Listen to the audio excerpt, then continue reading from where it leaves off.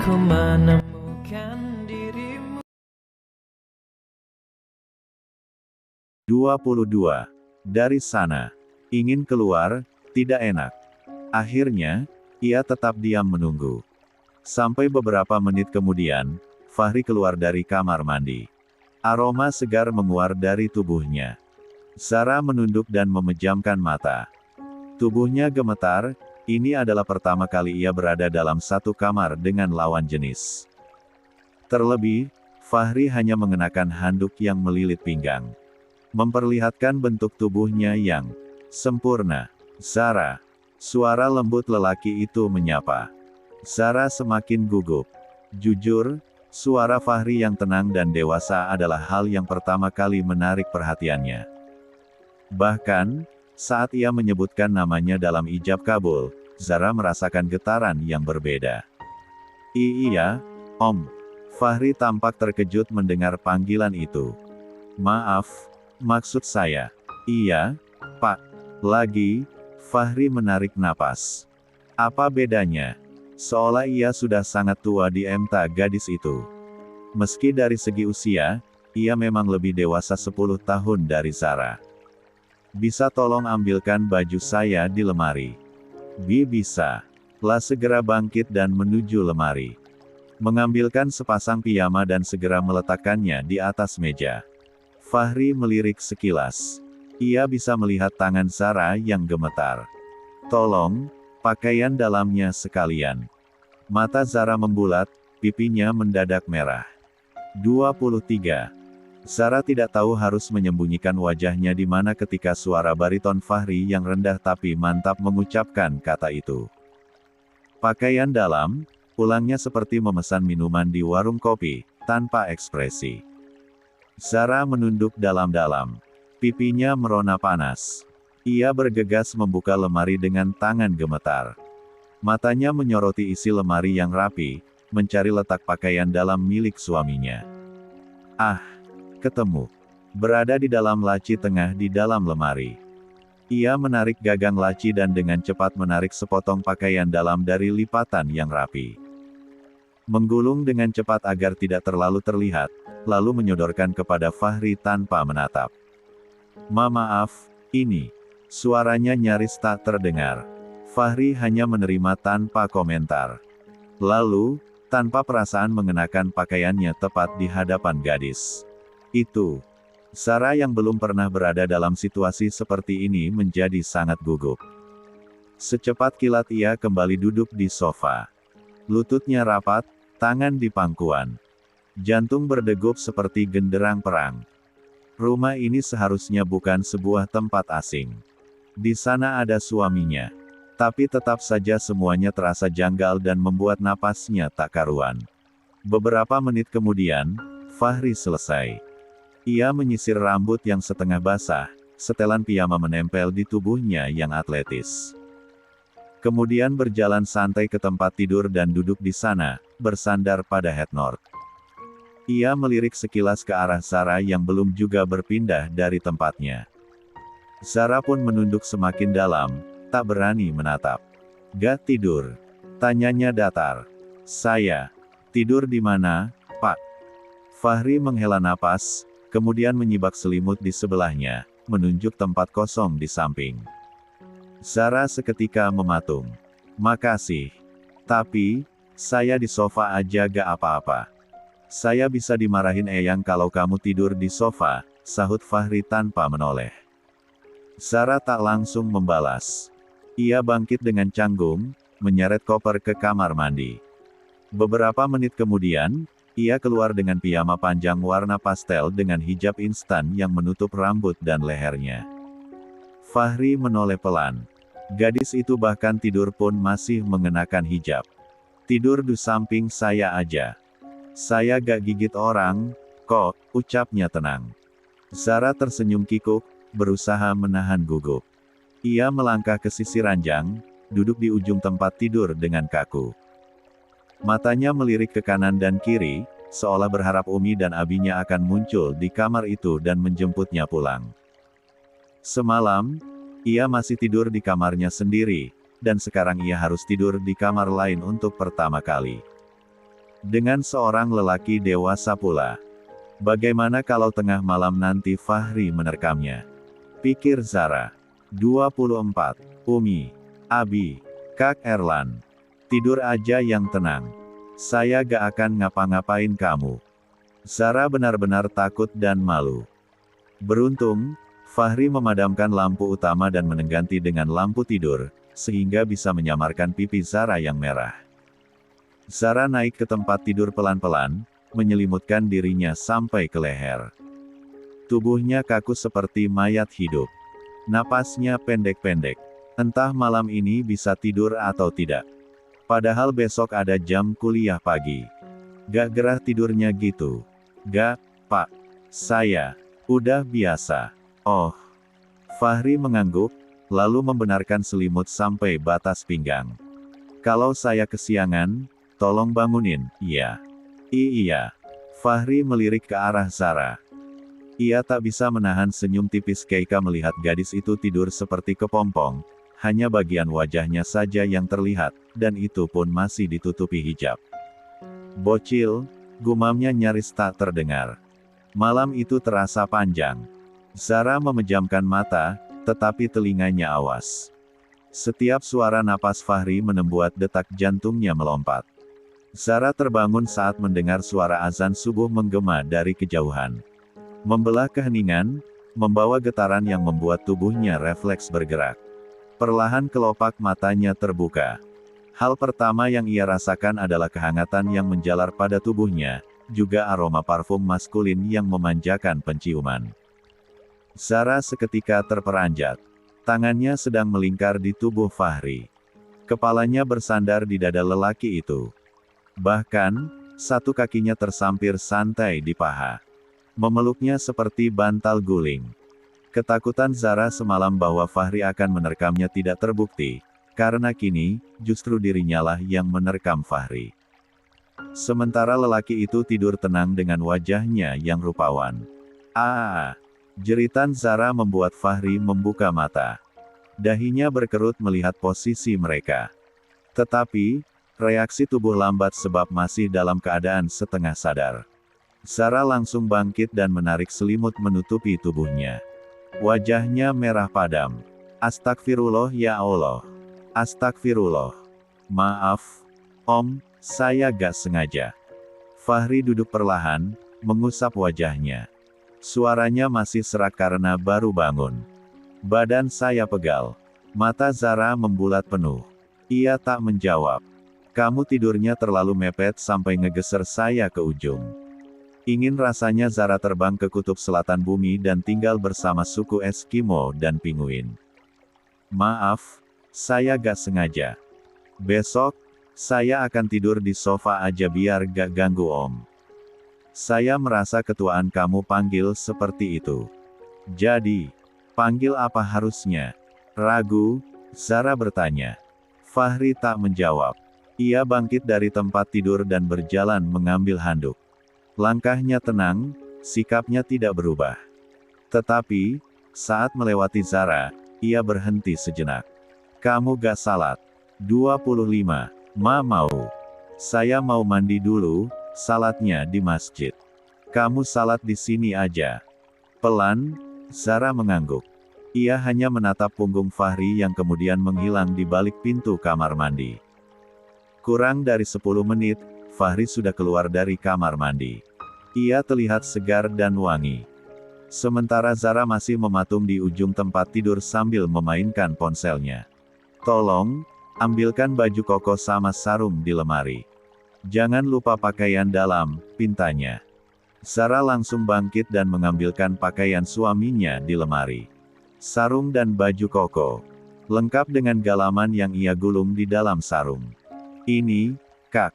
La menyodorkan ke hadapannya. Makasih. Zara membalikkan badan. Jangan sampai ia melihat Fahri mengenakan pakaian tepat di hadapannya untuk kedua kali. La cepat-cepat mengambil handuk dan masuk ke kamar mandi. Saat selesai mandi dan akan keluar, ia mengintip sebentar, memastikan sudah tidak ada Fahri di kamar. Alhamdulillah. Ia mengusap dada pelan. Kemudian segera keluar dan mengganti pakaiannya. Memakai mukena. Saat berdiri di depan meja rias, sudut matanya menangkap Fahri yang berjalan bersama seseorang. Lelaki itu tampak gagah dalam balutan sarung dan baju koko. "Pagi, Nak. Gimana malam pertama jadi suami?" Suara ceria Bunda menyambut pagi itu. Fahri berjalan menuju meja makan, mengambil gelas dan menuang air. Meneguk sedikit. Zara yang baru menuju ruang makan itu menghentikan langkah sejenak. Terdiam di balik pilar tanpa siapapun menyadari keberadaannya. Ya gak gimana-gimana. Namanya dadakan. Kaku kayak kanebo kering. Lama-lama juga terbiasa. Terus, gimana dengan Zara? Kalian udah ngobrol banyak. Fahri hanya menyahut dengan bahu terangkat. Seperti biasa, sikapnya tenang. Bunda lihat dia itu anaknya agak pendiam, ya. Kan baru hari pertama, Bun. Sediam-diamnya dia tetap bocil Gen Z. Bulunya aja belum tumbuh semua. Bola mata Zara membulat penuh mendengar pembicaraan anak dan ibu itu. Ingin rasanya ia menyelam ke palung Mariana dan tak kembali lagi. Biar saja ia berbaur dengan Dumbo Octopus, ubur-ubur mini, paus goblin atau ikan berkepala transparan yang menjadi penghuni abadi tempat itu. 26. Ah, kamu ini. Baru saja Bunda akan memberi wejangan kepada putranya, tetapi pandangnya seketika tertuju kepada sosok berpakaian warna pastel yang bersembunyi di balik pilar. "Zara, sini, sayang," panggil Bunda. Mau tak mau Zara keluar dari tempatnya bersembunyi. Ia melangkah pelan dan berdiri tepat di hadapan Bunda. "Fahri gak galak sama kamu kan semalam?" tanya wanita itu. Zara tersenyum kaku dan menggeleng. "Enggak, Bunda. Kalau dia galak sama kamu, kasih tahu Bunda atau Eyang, ya. Biar kami yang jinakin." "Dikira satwa mau dijinakin," protes Fahri. Masih tanpa ekspresi. Lelaki bertubuh tinggi tegap itu lantas melangkah menuju meja makan dan duduk di sana. Eyang Rahel duduk di sana sambil menyesap teh manisnya.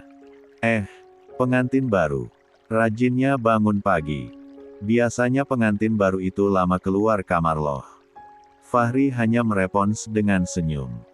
Wanita parubaya itu lalu melirik ke arah Zara yang berdiri di belakang. "Ayo, sini duduk di samping Eyang." "Iya, Eyang." Zara mengatur napas, mencoba menghilangkan rasa canggung yang sejak tadi melekat seperti bayangan. "Zara biasanya sarapan pakai apa?" tanya sang Bunda. "Apa aja, Bunda. Kalau gitu, mau teh apa jus?" "Teh aja, Bunda. Makasih."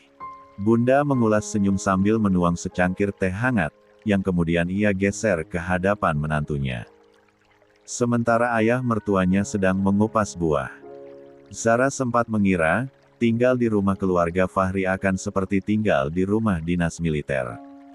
Semua kaku, penuh aturan, tanpa senyum. Apalagi suaminya, Fahri, yang ekspresinya datar seperti kanebo yang sudah 3 hari tidak kena air. Tapi, begitu duduk bersama di meja makan, dugaannya langsung terbalik. Rumah ini terasa hangat. Layaknya seperti sebuah keluarga yang harmonis. "Fahri kenapa?"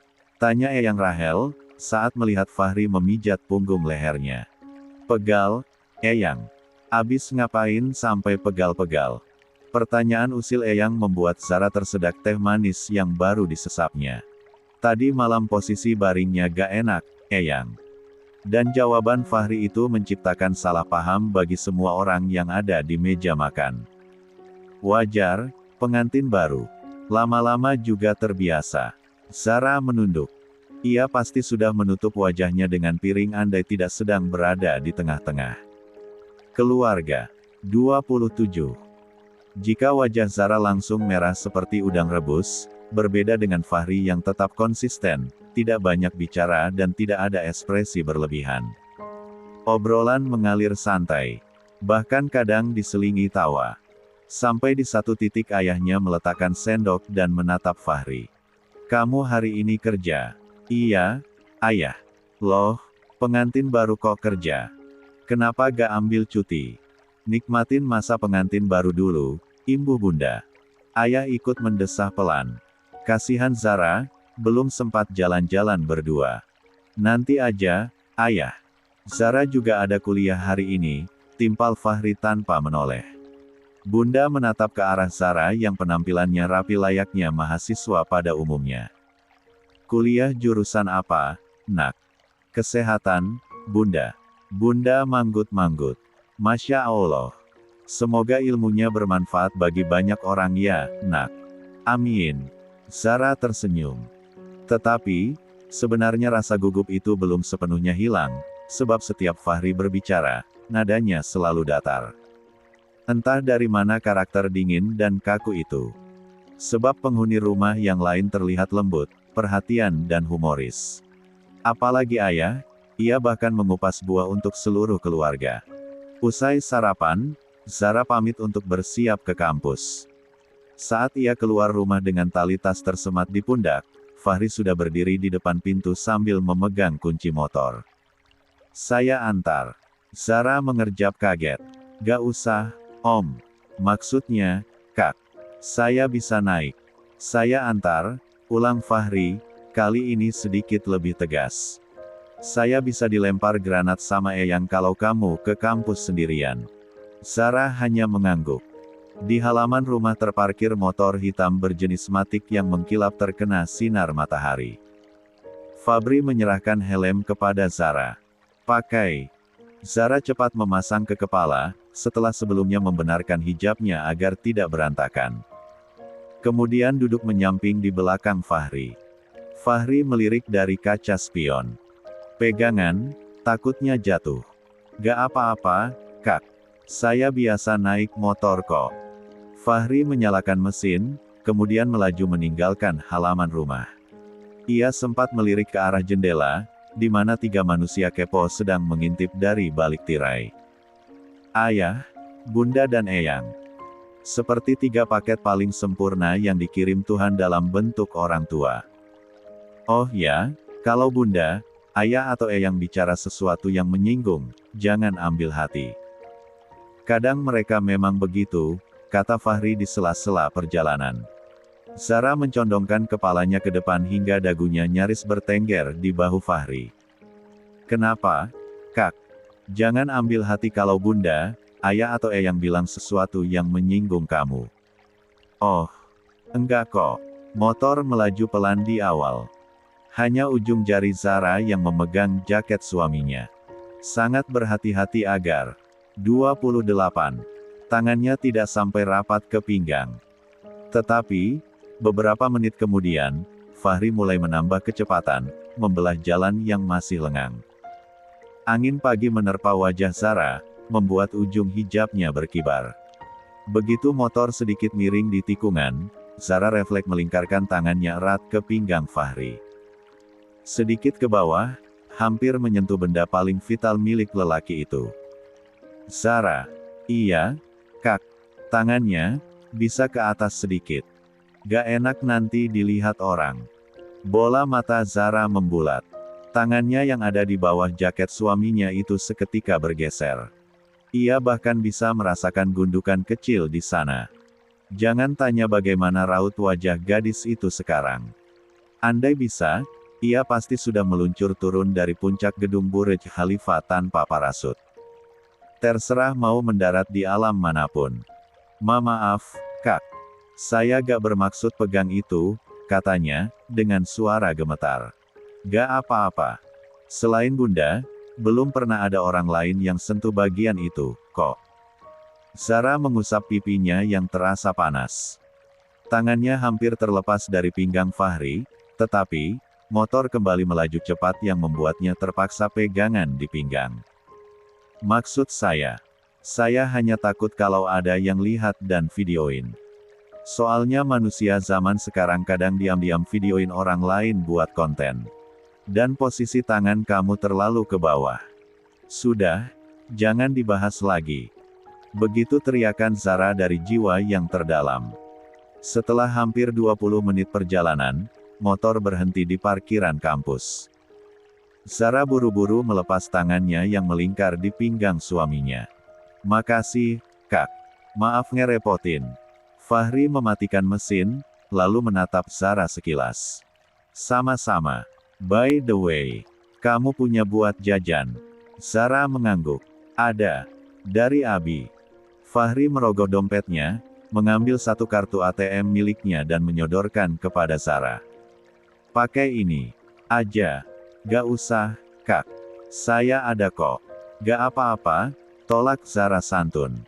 Tak ingin dianggap matre. Ambil. Saya bisa dibuang eyang ke Samudra Atlantik dan jadi penjaga bangkai kapal Titanic kalau gak nafkahin kamu. 29. Zara terdiam. Rasanya semua alasan untuk menolak pemberian Fahri jadi gugur dengan sendirinya. Ia pun menerima kartu itu dengan hati-hati, seperti memegang benda pusaka. PIN-nya 731.996.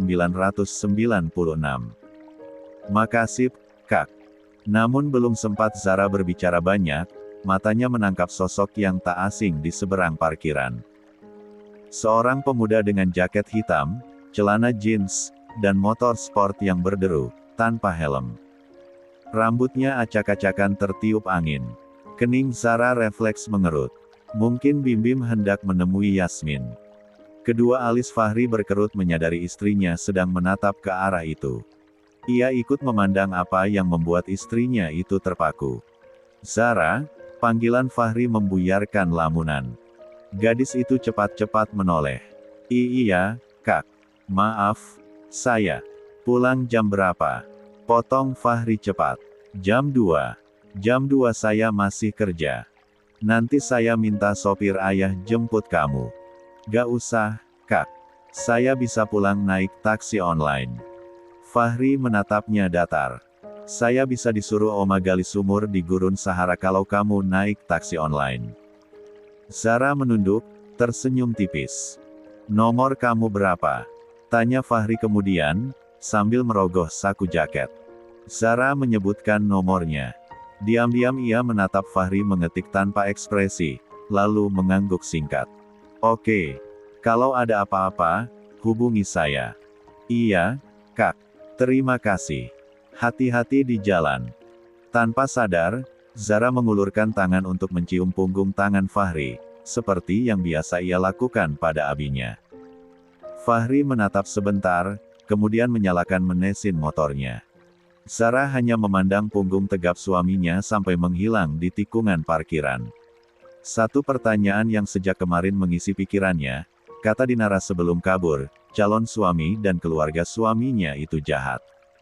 Tapi yang ditemukan Zara sangat berbeda. Nyatanya, keluarga mereka hangat.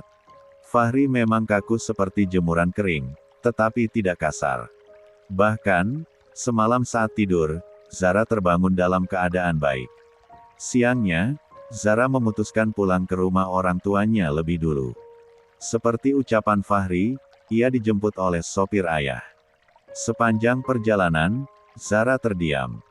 Ia memandang lelaki berusia 50 tahunan yang mengemudi dengan kecepatan sedang. Bapak sudah lama ikut sama ayah bunda, iya. 30. Iya, Mbak. Sudah puluhan tahun. Anak saya baru 1, sekarang udah 5. 2 di antaranya kerja di perusahaan Bapak. Alhamdulillah.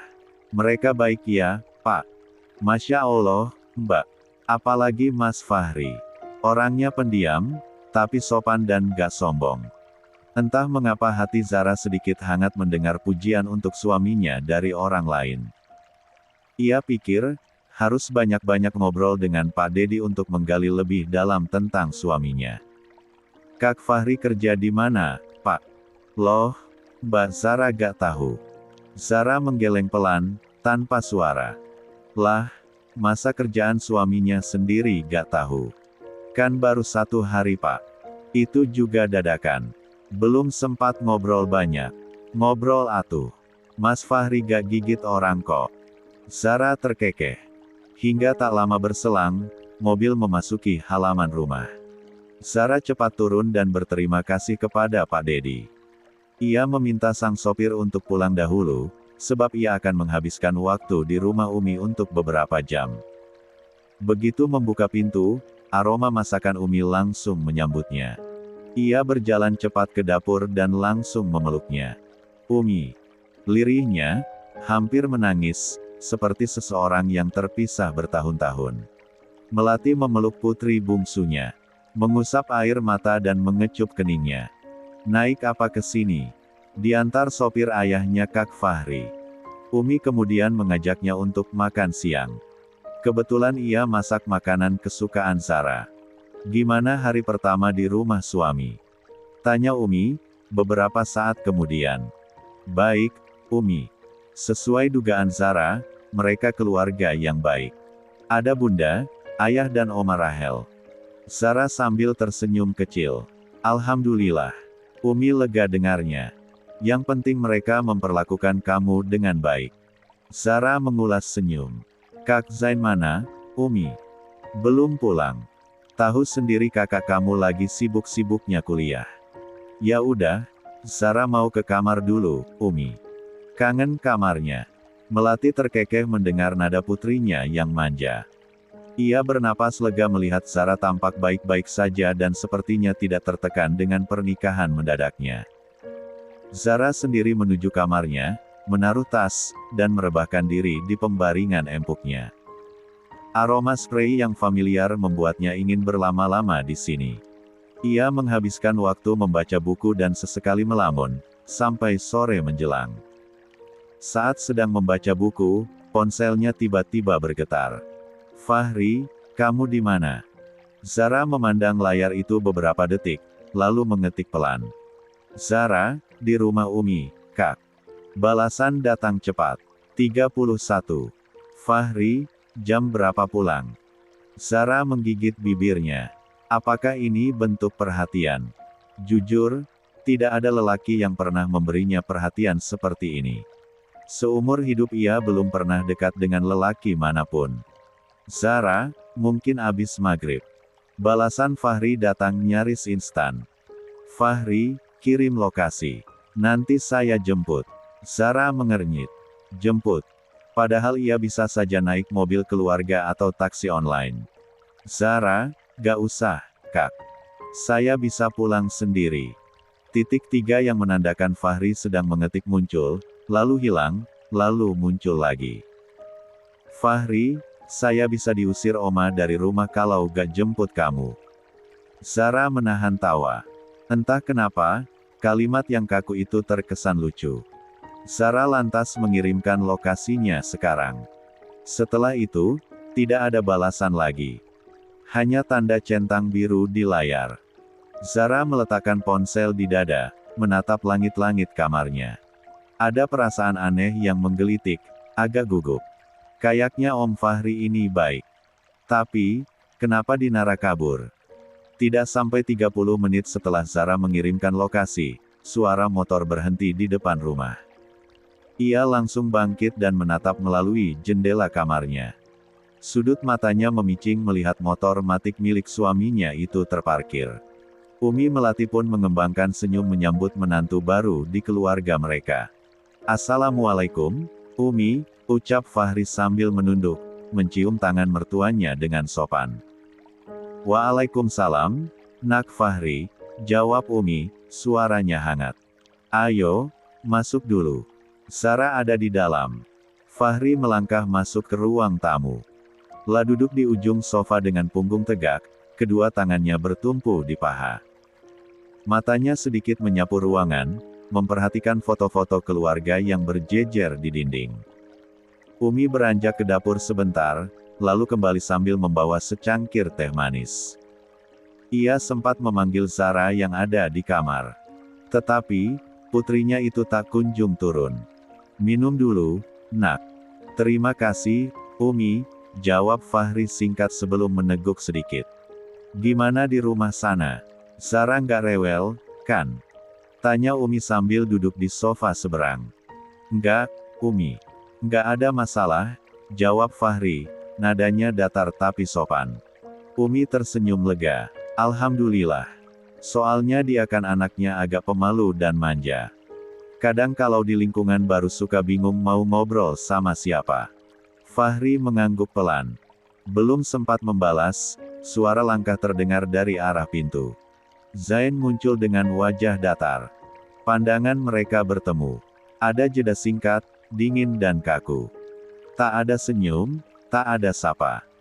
Zain hanya menatap sekilas, satu lalu melangkah menaiki tangga menuju kamarnya tanpa sepatah kata pun. Umi pun terdiam beberapa saat. Tiba-tiba suasana berubah. La tampak tidak enak dengan sikap putranya. Fahri memecah keheningan dengan menoleh lagi ke arah Umi. Umi, kayaknya saya harus cepat pulang. Ada janji sama orang malam ini. 32. Umi tersenyum tipis. Kalau gitu kamu ke kamar Zara aja, gak tahu lagi apa anak itu. Kamarnya yang mana, Umi? Itu di ujung, sebelah kiri.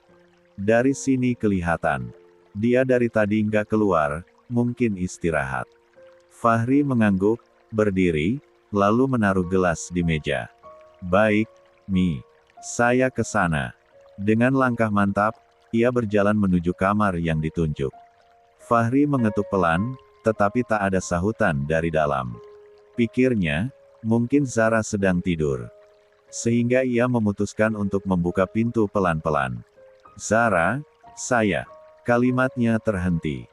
Pintu terdorong sedikit lebih lebar, memperlihatkan sosok Zara yang baru saja keluar dari kamar mandi. Handuk putih membalut tubuh mungilnya, sementara rambutnya yang basah terurai menempel di kulit leher dan bahu. Mata Fahri seolah membeku. Napasnya tertahan sepersekian detik. Ia tidak mengucap apapun, hanya terpaku di ambang pintu. Zara yang baru menyadari keberadaan suaminya pun sama terkejutnya. Matanya membesar. Saking terkejutnya, handuk yang melilit tubuhnya jatuh terlepas. Panik, ia buru-buru memungut dan kembali merapatkan handuk di dadanya. Astagfirullah. Om Fahri. Ngapain di kamar saya? Fahri segera mengalihkan pandangan, menatap lantai. Tenggorokannya bergerak menelan ludah, mencoba memulihkan kewarasannya. Maaf. Saya nggak tahu kamu lagi gak pakai apa-apa. Saya gak lihat properti kamu yang kecil-kecil, kok. Menikahi ayah.